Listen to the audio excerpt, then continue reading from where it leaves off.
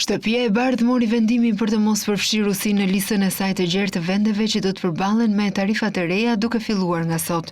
Ndërsa zbuloi tarifat e tij të mërkurën, Trump përshëndeti bashkëpunimin e mirë mes Rusisë dhe Ukrainës, ndërsa nënvizoi dëshirën e tij për të ndaluar luftën. Sanksionet e SBA-s ndaj Moskës tashmë përjashtojnë çdo tregti kuptim plot, tha sekretarja e shtypit e Shtëpisë së Bardhë. Kjo vjen ndërsa negociatori kryesor i Vladimir Putinit, Kirill Dmitriev, zhvilloi takime në Washington. I dërguari i Putinit për investimet dhe një nga anëtarët e elitës ruse, Dmitriev, që u takua dje me zyrtar amerikan në Washington, është zyrtari më i lartë rus që ka vizituar SBA-n që nga pushtimi i Ukrainës në shkurt 2022. Donald Trump e kishte kërcënuar më herët Moskën me tarifa për naftën e papërpunuar, duke shtuar se ai ishte i paqetësuar me Vladimir Putinin, lidhur me komentet e tij të fundit për Ukrainën. Në të njëjtën kohë, Ukraina e goditur nga lufta, po përballet me tarifa prej 10% nga administrata amerikane.